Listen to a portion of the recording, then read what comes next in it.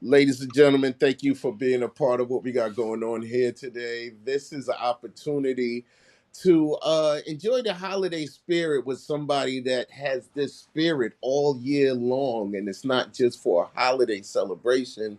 This is just a man that just celebrates every day as a good day to be on this earth. And he is a brother we're bringing from Springfield, Massachusetts. So we want to give it up to Mr. Zachary Williams. What's up, brother? How we doing? I mean, William Zachary. How we doing? I'm very good, man. I'm very good. Thanks for having me. How are you? I hope everything is well with you as also. Man, we're doing all right, man. This is the last uh, interview we have for this part of the year. We may, actually get opportunity to come out to Springfield this weekend, hopefully, and we'll be able to stream some stuff. Big up to Sam and everybody over there at the Pan African History Museum. So big up to everybody over there. Um, for you and what you guys do and what you do specifically, give them a little rundown on the history of what you do, and I'll try to jump in on some of the things that that I got introduced to around you and the thing that popped off. Okay. Well, I guess I'll start by saying, I'm fortunate or blessed. I have the opportunity to currently serve as the president of a local nonprofit organization called the Black Men of Greater Springfield. Um, they've been around for a long time, and I've been a member for a long time. This is actually my second tour of duty as president. I served once about 10 or 15 years ago for a few years, but um, they're about trying to help strengthen community one individual at a time. And I was kind of raised that way, so I've been kind of with these guys since the mid 90s. What we do primarily is, the what's the term I'm looking for? You guys coordinate, or you organize other brothers Oh, the out mission there? statement. Yeah. I was thinking mission statement. The mission statement is Okay. fostering excellence and trying to promote and serve as mentoring and models for youth in the community. So Right. we're really about youth first, but obviously youth are about family and family are about community. So one kind of feeds and builds the other. We just do it from the product side first, from the youth first. And the organization's been around since 1991. We, like I said, for the first few years, I think I joined in 95 or 6. And I Okay. was recruited by a high school friend of mine. I'm a former product of the local boys and girls clubs. Okay. Uh, I was fortunate enough where I grew up in a two-parent household, but I grew up next to or in between a couple of local projects. So a lot of my friends and colleagues might not have been as fortunate as I just described, but all of us wound up kind of meeting and getting to know each other through community service type organizations like the local Boys and Girls Club. And that kind of put me on a path of serving young people. And I worked there for a number of years up through college and whatnot. But I realized that as far as career opportunity, there's serious limitations to it. There's only one or two real administrative positions, and then most of the other people are either in some type of transitional or frontline service support type of thing. Mm-hmm. So I had to find a career, but I was never going to give up on my love for service to young people. So Right. by trade, I'm an accountant. I'm a CPA by trade, but like I said, I never gave up that love. When I got recruited to this organization, I think it was might have been '96 because the year I joined this organization was the year of the Million Man March, or the year Okay. before. It was So all that around the same. 95, 96, you came Right, out of right. that march with an agenda. Well, that's just it. They came back. People came back to their communities with the challenge and with the motivation to try to specifically do something to help within their community. And our organization, which was new, but which was created by a number of strong, and when I say strong, not so much economically, but strong people that were representatives of the community that cared about more than just themselves. They were people Right. that cared about improving and empowering the community. So there was men that, there were some strong men that were really kind of the backbone that helped create the organization. And then it kind of collaborated with the Nation of Islam actually in the first year or two, where they provided one or two volunteers. We came back and said, we're going to start a school. No, we don't have funding for full time, parochial type schools. So we just said Saturdays. Saturdays. Kids go to school Monday through Friday, but we're going to try to offer them something on Saturday morning that maybe they don't get, or we'll also support what they do on Right. Monday through Friday basis. And that's how the thing was born. We called it the W.E.B. Du Bois Saturday School Program. It was All born in the right. fall of 1997. Prior to that, and that was really our first exposure to, on a consistent basis, providing direct service to the young people. Prior to that, we would do different events. Maybe take the kids to a baseball game or a local basketball game, just some type of outing to give them some healthy social recreational activity. But this was the first kind of hands-on component which reached out a little more than just social and recreational support. It was also designed to try to offer tutorial support as well as learning about sense of self type stuff. And And then, we still operate today. The mhm. program still operates today, and I'm still with them. And that's the beautiful thing and the legacy of the piece that I wanted to talk about as well. As far as you're saying that you got recruited in, so there were other men around you that were part of something that they wanted to see your talents to be a part of. Now, the name Benjamin Swan Sr., what does that mean to you? Excuse me, former state representative Benjamin Swan Sr. What does that name mean to you, and how does that name bring into the a conjunction with what you're doing now? Sure. Ben is a good friend, a close friend, even like a father figure to me. He was actually friends with my father for many years, long before I even really got to know him at all. I didn't even realize for a short time we lived in the same community in Amore Village, which is where I kind of grew up. Um, so they used to talk a lot. They used to talk a lot even before and during and after when he ran for public office. I remember they would talk every. I would see them out front every fall when he was putting out the signs in the yard and that kind of thing.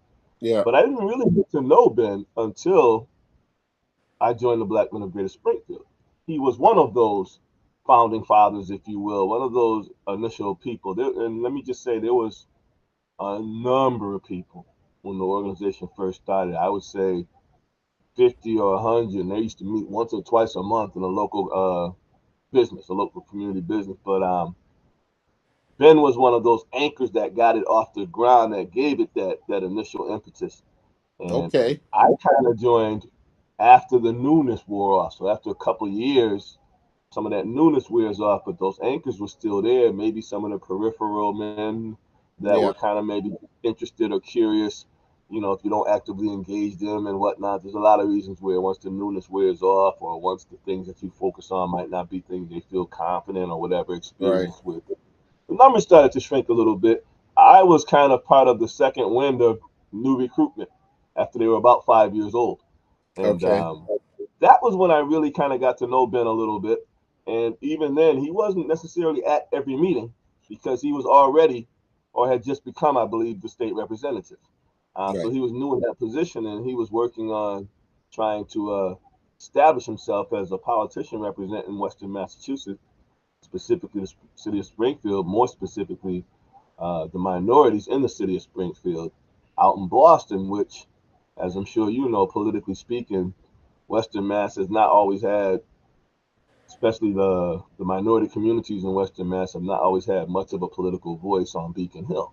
Yeah. Uh, so Ben really kind of, and I watched it. I watched it happen. I watched him kind of go from, the people in the community kind of thinking he just, was too rough around the edges, not polished, Hmm. not a silver spooner, not coming from Right. money, Right. kind of stuff. Where there was like a little murmuring of doubt, not hatred, but just kind of like doubt. But it was more of that than confidence. Yeah. And without pause, without phase, Ben went there and did what Ben did, and he wound up becoming the vice chair of the Ways and Means Committee, which is, That's a powerful finance position. committee for the state. That's the checkbook for the state of Massachusetts. He wound up Yeah, becoming the number two in that position before he retired. And one thing that he did that really helped us was he tried to take just a little bit. There's all kinds of state money, and there's all kinds of different kind of, whether you call them special interests or yeah. earmarks or Those projects. earmarks. Yeah, Right. There's all kinds of things out there. Ben wound up taking just a sliver from the criminal justice side of youth. I won't even call it service. I'll just say youth funding, to the social support side okay, of youth service. And we were one of the agencies that he kind of used as a vehicle. We weren't the first one. right. We weren't the first one, but after the first agency that he had different affiliations with, that he tried to do that from a recreational uh, sports standpoint, supporting youth sports. Yeah, Um, he came to us. He came to us, and for us, it was something new for us, but it was something that we really felt we could and should do. And that showed me that you can't really believe the hype. You gotta believe yourself. You gotta have self-awareness, identity, and motivation to even be part of something better or to make something that you're part of better. And I yeah. kind of I kind of was motivated that way by him. Um, I had a lot of other mentors in my career. Um, Let me be clear about that. But Yeah. he was one of the first and foremost, and he still is to this day. That's a beautiful thing, and that is the continuity of the relationship that I have experienced when I went out to Springfield. How a man like Ben could work with a man like you, that you could work with some young people, and then that continuity of established relationships don't never get severed. And that is kind of the thing, that is that piece that education wise needs to be a continuum. The way Mm-hmm. you built up the the boys Saturday program, getting it to now where the next step is maybe the Saturday school, so that way not just a Saturday program could be housed there, but a program of the 5 days a week. And that is the thought of going forward, why we are looking for some of these funds to support the different initiatives that's going on. How has that been for you guys on the western side of Massachusetts with this money that was designated to these communities? Did you guys receive or take part in getting some of that money and putting it to some type of use out there? Um, if you're talking like Like the ARPA money, ARPA stuff, yeah, or we were recipient of some ARPA grant supports through the city of Springfield. Um, they were we were fortunate enough, and they were looking to try to deal with organizations that they felt had proven or established themselves or had a record of service in the community, and they saw us as that. So um, we didn't get all that we asked for, but that's the way the whole resource development world works. But we were able to sustain and support things that we already had going on for a few years, using some of those dollars rather than just draining our reserves, that kind of thing. okay, And what we used it to do, I mentioned the Saturday school still goes on today, but in addition to the Saturday school, since I believe we'll be heading in our 17th year in the summer of 2025, since 2008, we also operate a 6 week summer, basically like a day camp, but a summer program. And we okay, call it the WEB, the Boys, but we normally just kind of abbreviate it and call it the Web Summer Experience.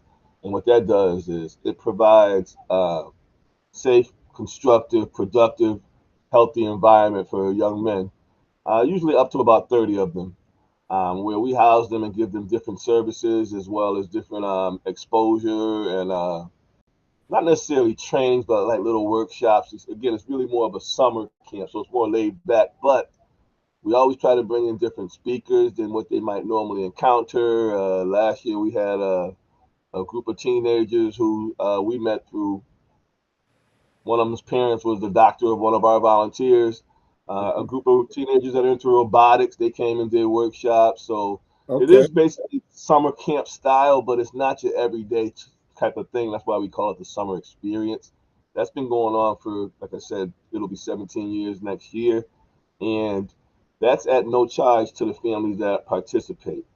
That's what, Priority enrollment comes from the families that participate in the Saturday school program throughout the school year, but we always kind of get some crossover where some of those kids have different summer plans and some other kids might be interested. But we normally take about 15 to 20 kids on in our average enrollment from the Saturday school program, and we normally have maybe another dozen kids on top of that to make the total enrollment of like the summer program. So well, that's that's kind of something that, and it also takes summer jobs opportunities for current counselors in training for current kids in our program, as well as former kids in our program that come back to serve as like counselors. Two of the people that worked in our program last year were former students of the program. So it kind of gives an exposure, an opportunity where maybe some of these kids that never had any exposure to employment, teaching them about what that is and how to respect being in the workplace and how to respect being an employee for that matter, well as how to work with your own and still have a form of authority, but that doesn't mean you can't enjoy yourself in a safe environment.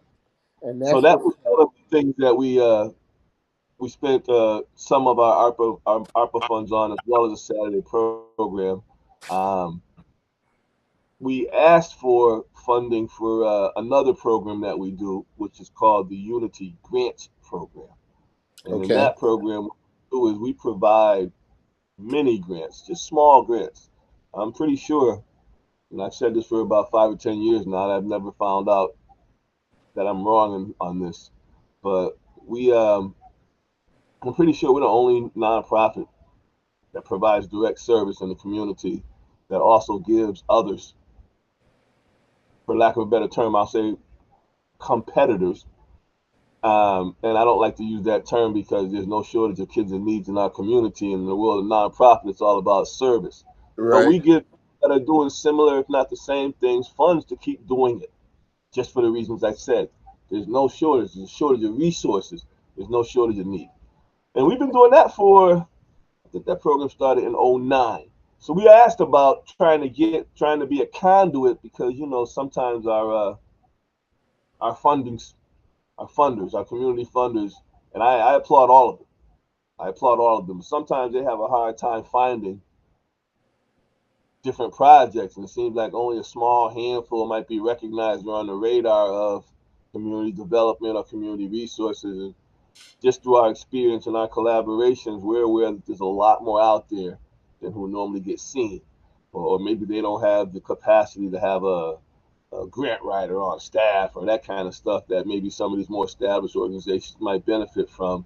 It doesn't mean that they're not doing good things, and it doesn't mean that they can't use support.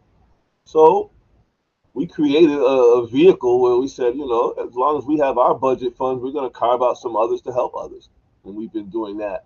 That was something that we wanted to try to enhance using ARPA funds, but we found out late in the discussion process about that concept that ARPA funds wouldn't qualify because those have to be direct usage dollars. They can't go through a conduit or a pass through. You can't make an ARPA grant to a group that's going to give it to another group, that kind of thing. Right. That idea is so dope. And I kind of shared that similar idea to an organization head for the city of Worcester, to have like a clearinghouse for nonprofits where like a big black ran entity could hold the dollars for the smaller nonprofits that they say can't sustain it because they haven't done it 2 years ago, so they can't give them $500,000 because they only had $10,000 2 years ago, and you ain't never Right. had 500,000. We can't trust you with that. Have this other the lack of a better word is fiscal sponsor, but maybe not a fiscal sponsor, but somebody that is aligned with you, so you can you know you can directly benefit from their help or their background in holding certain number of dollars versus the money that you hold. So I think if that is pronounced enough people get to it, maybe that can be something that a statewide thing could come over and help some black folks. Because I specifically asked for the people that check black and brown on the census, so or African American. So that's the population that I think needs the service the I most. agree with you. I agree with you 100%. I would just say this. Um, I'm not a big fan of fiscal sponsorship only because if it's not used properly, it just becomes a crutch. We're more about fiscal empowerment, Okay. meaning even through the Unity Grant program, which, like I said, it was kind of boring because we thought about the people that can't afford to hire people to raise money for them. Right, And right. The but philanthropical type of thing. right, but what they're doing is legitimate nonprofit work. They're doing charitable work. So part of the mini grant process, especially in the early years of the program, and a few groups have gone on to do just what the goal was to set them up to become their own nonprofits. Right, Educate them, so they don't have to give whatever $1,000 to a lawyer, but educate them on the steps and help them with either resource or through connecting with collaboratives because there are some different supports that are out there in that regard to help them become their own nonprofit as well as to empower them to know how to manage and be responsible and accountable as a fiscal funding funds recipient. Um, yeah.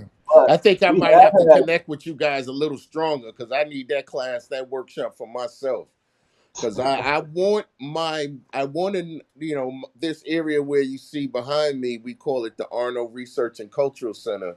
We're going to have every book fit to be banned here, and we use this as a place to launch authors and do listening.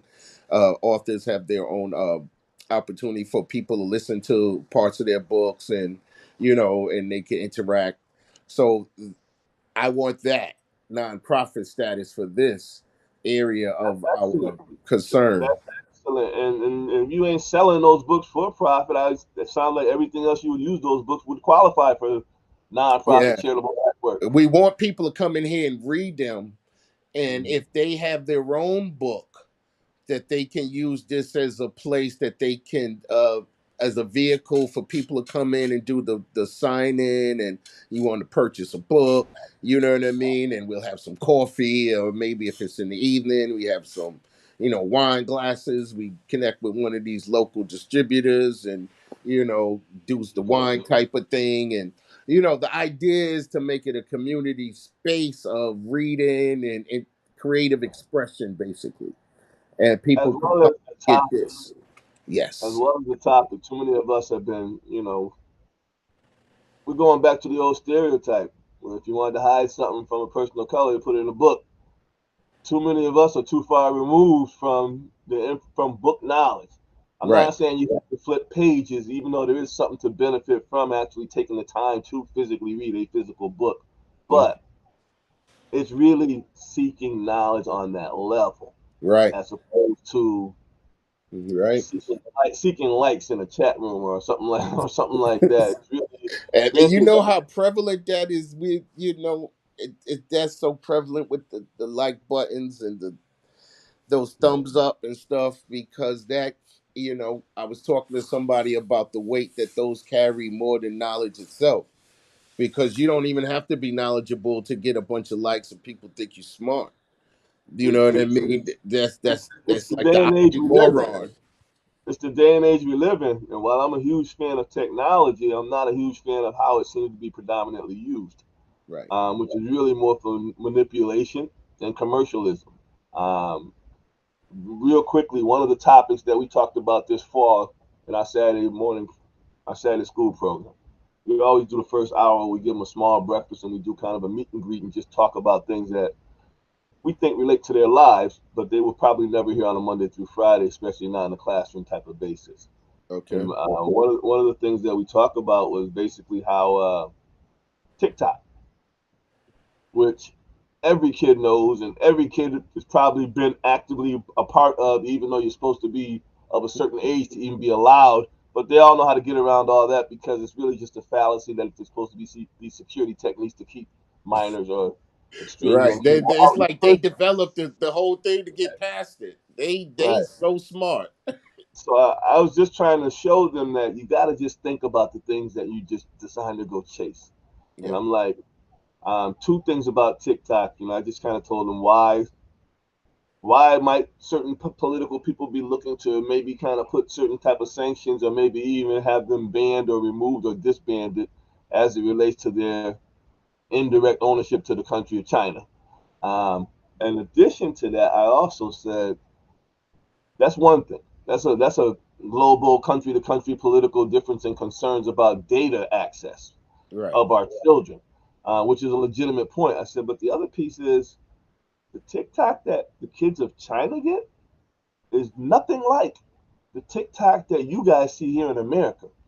The Yeah. TikTok that the kids of China get is a real positive educational tool, Yeah. which is really designed to really teach kids certain things and certain values. I Right. said the TikTok that you get in America, they're teaching you to practice grand theft auto and record it. Right. Put yourself in They're teaching jail. you to break into Go commit a unmanned crime computers, and lock yourself up. and if you don't record it, you don't get the lights. You got to Right. break into the car. And I said, now, God forbid you get those lights. Now you got charges, and now you try to go graduate from high school and get a student loan. You're not eligible. Right. You know, How far it follows you. right. And I mentioned some of the other practices. To eat this hot thing challenge and to do this other, and people are dying from it. Yeah. These are not the things the Chinese children get from TikTok in China. I said similar with food. There's foods Hmm. in America that certain countries ban. They will Yeah. not allow it to the.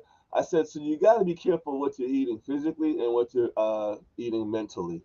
But you got to kind of get behind some of these stories instead of just thinking, because they all heard the hype about, the TikTok promoted the anti-government thing where don't let them take TikTok from you and this that. Well, you got to ask what's really going on. So we just try Right. to get the kids to think a little bit differently and to realize that very little on this planet that's happening is happening by accident. Man. I guess we could go on forever and ever with these conversations because it sounds like we need more of these conversations, and it sounds like you have more to give on these conversations. But we don't want to kill your whole after your evening on Christmas Eve. Uh, and well, first wish you a Merry Christmas and a Happy Holidays. But Thank you, thank what you, is and to you something? as well. Yeah, man, definitely. Um, Wrap it And up. don't We forget got the about Christmas sweater. yeah, I had to pull it out. You know what I mean? I peeped it. It's just I it's peeped my it. That looked like Mr. Hanky to me. and you know what I mean? We got some the little grass gopher dude like they Hey, got in Texas at the I forget the name of the place they got out in Houston. Got the gopher on the cover of they brand or whatever. But the that sounds idea is familiar, but hey, tis the season, man. Tis the season. Like you said, I hope you have a safe and wonderful holiday season to you and your family. But we do need to have more of these types of conversations because too often the conversations that we have are not as healthy, and too few people are participating. yeah. As So in a what I'm positive. gonna do, I'm gonna circle back. I had another conversation with a gentleman earlier today. Maybe we pulling him in on doing some things and maybe having this conversation and then bringing other people in and add it to the conversation. He gave me a perspective of a newly arrived immigrant from the islands and how his experience in this holiday season is compared to, he just got here in March. So Okay. his idea of what Christmas looked like in the island is colorful, bright, vibrant. And you in New England is dull, rainy. cold. Yeah. You know what I Right. mean? And his whole look is like, yo, this is crazy to me. I can't even, and it's like, I can't. So this is like, because everything is new, Yep. but that is a conversation that he gave about a newness to him, Hmm. and his newness is still being absorbed by the old ways of business in this community. Hmm. And he's immediately recognizing it and being affected by it. And you know what I mean? So it's like Hmm. these conversations need to be had, not just with us as people been here, but for the people coming here, they're looking at it like, oh, I don't even have a history of, dealing with white people because every place I was in growing up was black. It was blackity black. Right. And I As come well to as here. sometimes he's not even welcome in the community that looks like him. Sometimes so we really do have to have more of these conversations where we got to just kind of embrace it. Yeah. I wasn't already celebrating Christmas as a child, but I'm happy to wish anybody Merry Christmas and Happy Holidays because I always and this is what I tell the young people. I believe in what it represents. I Okay. believe in the concept of goodwill towards men. I Right. believe in the concept of thinking of those less fortunate and trying to do something to make them a little more positive or in a little more better space and place. I believe in all of that. Right. I don't think we need a holiday to act that way to each other, but I'd Right. rather see us act that way sometime a year rather than none at all. So, But see, uh, that's why I started when I introduced you that you're not just a holiday person that does this. right, You're right, not just doing that on Thanksgiving, but you are. You're not just right, doing that during the Christmas holiday, but you are. You're not just doing that during this, but you are throughout the year. That's why I wanted to pronounce this what you do, because sometimes we don't get those pronunciations. Our pronunciation key is always right. dark, dreary. You know what I mean? It starts off with a negative connotation, and then you build up from there. And I wanted to bring you out here, Zach, so cats can get an idea that you cool dude, laid back, you still know all of this stuff. You still, represent Springfield, but you're doing it in the lights that you're doing it. You have a trade as a CPA, but you're doing it. You're dealing with kids. You're dealing with young people. You're dealing with elders. You're dealing with people coming in at some of the worst times of their lives to get a bag of food. But that's the happiest time that they have for that day because they got a bag of food. Yeah. And you know what else? First of all, thank you. Thank you. I appreciate you. I appreciate what you're trying to do. And I appreciate where you're shining, dark spaces and corners that you're shining your little light of awareness on. And I appreciate you thinking that we deserve to be part of that. So I truly, truly do appreciate the opportunity. The only other thing I was going to say in addition to that is it's a blessing. It's a blessing when you're helped. When somebody is there to offer you the helping hand, and it's not done in a condescending way, and you don't get embarrassed or marginally racially mistreated while you try to take some minimum life support. Right. It's to me a greater blessing to be chosen or to be part of the vehicle that is helping. Yeah. To be in a position and to be blessed by the creator to be able to empower and help your brother or sister. And Yeah. this has nothing to do with color. You're Um, right. but to me, that's the greater of the two blessings. So anytime we have a chance to do that, don't be scared from it. We all too busy to give back, and the truth is that's not true. And we all think we don't have anything to give back, and the truth is that's not true either. We just have to find our space. We just have to find our way. But in some way, shape, or form, if we all do something for something besides ourselves, Mm. that's when the community starts to get empowered. That's when the world becomes a better place and space. That was a pure head crack, man. I'm gonna leave on that note because I'm like, drop the mic. William Zachary, the Black Men of Greater Springfield, man. Thank you for being a part of what we got going on here. And I did forget to have you mention your social media, how people can connect with you and become Oh a part yes, of what y'all got going on out there in Springfield. yes. Springfield, Thanks. Massachusetts. Yep. Thanks, Cedric. As much as I talk, sometimes I forget those things. We are online. You can find us at BMG Springfield. It could be all lowercase, one word, bmgspringfield.org. Or if you were to just Google Black Men of Greater Springfield, it would come up that way. But that's our website. That kind of shows you a little bit about some of our history and the programs that we do. We have a couple of, I think, downloadable applications. We're trying to update the site now so that we can work on being able to take online donations. But that's our electronic home, That's what's up. bmgspringfield.org. That's what's up, man. Zach, thank you for being a part of us. Hey, brother, Enjoy the thanks for rest of your having me, man. evening, man. And again, thank you, man. Appreciate all of the time you took today. Let me know what you're doing next, man. I'm happy to support what you're trying to do because it's really, really overdue. Yeah, So yeah, we're doing some stuff with Drew and Sam, so I'll be letting you know what we do and bringing everything together, tying it all together. excellent. And those guys have never formally been members of the Black Men of Greater Springfield, Yeah. but we've been partnering as brothers for like 25 years. And like I See, said, this is what I'm talking about. What y'all got going on out there? Y'all not even a right, part of each other, but y'all part of each other, and y'all legacy exactly. is umbrellaed. You know what I mean? By cats like Swan, and This is not a competition, right? This is a nah, brotherhood. This is not a right. competition. And that's the thing that cats get confused. You don't have to be in competition Yeah, with me, and we can do this together. And you don't have to get that pot of money and feel like that's your pot of money. It's ours if we can do it right. you're But so I right don't want. about That's a that. whole other story. Yeah, you're so right about that. We saved that for part two. That's what's up. Yo, you have a great night, man. Look forward to the Hey, you next one. too, man. And to you, your family, and the listening audience, I don't know when this is going to become aired. Happy It's holidays. Be actually we safe. streaming live right now. It's Is on that right? Facebook. It's on YouTube. It's on Hey, www.musicmaniatelevision.com. We all Black over. Massachusetts, Black America, Black world. Happy holidays. Happy Merry Christmas. Happy Kwanzaa.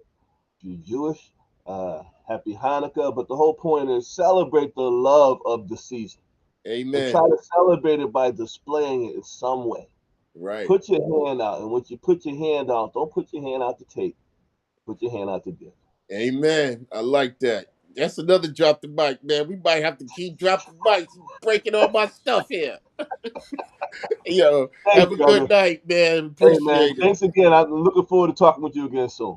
No doubt, man. Have a good All right. night. Be One. well.